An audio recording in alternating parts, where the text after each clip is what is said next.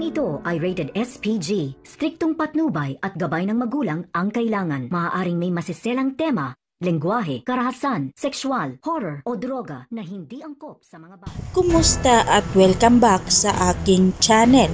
Narito ang aabangan natin na hindi nyo dapat papalampasin sa EPJ Batang Quiapo. Nakipagkita si Ramon kay General Ribas sa loob ng sasakyan. Nag-uusap ang dalawa. Sinabi ni General Ribas kay Ramon na ililipat na raw ang kanyang ama ngayong gabi sa City Jail. Biglang natahimik si Ramon at napaisip, tila bang may balak si Ramon na pupuntahan niya ang kanyang ama para iligtas.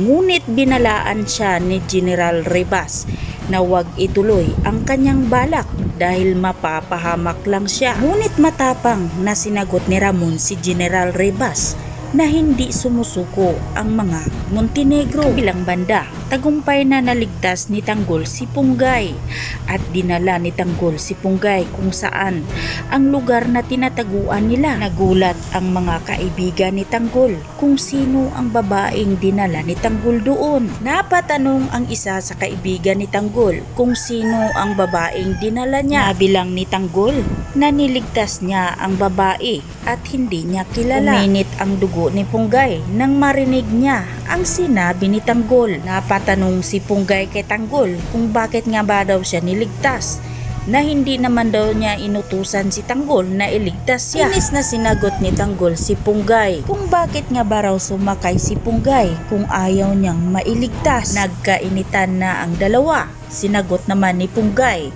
na wala nga raw siyang choice dahil si Tanggol naman ang nagsabi na pasakayin siya sa motor. Napasabi na lang si Tanggol kay Punggay na siya na nga raw itong niligtas, siya pa ang galit. Sa kabilang banda, galit na galit si Rocky Boy kay Divina.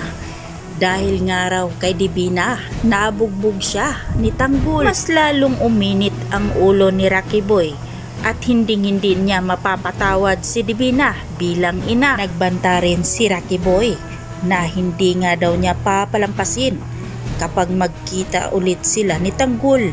Papatayin nga raw niya ito. Samantalang habang nag-iisa si Tanggol at nagpahinga, dahan-dahang lumapit si Punggay kay Tanggol at sinabing porket niligtas niya raw siya ay hindi na niya huhulihin si Tanggol. Napalingon si Tanggol at tinitigan niya si Punggay at walang takot na sinabi ni Tanggol sa kanya na hulihin siya. Dito, mabilis na tinutukan ni Punggay ng baril si Tanggol. Seryoso kaya si Punggay sa desisyon niyang paghuli kay Tanggol?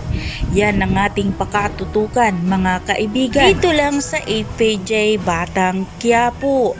At wag po sana ninyong kalimutan na i-like, i-share at pahingi na rin ng isang subscribe. Maraming salamat.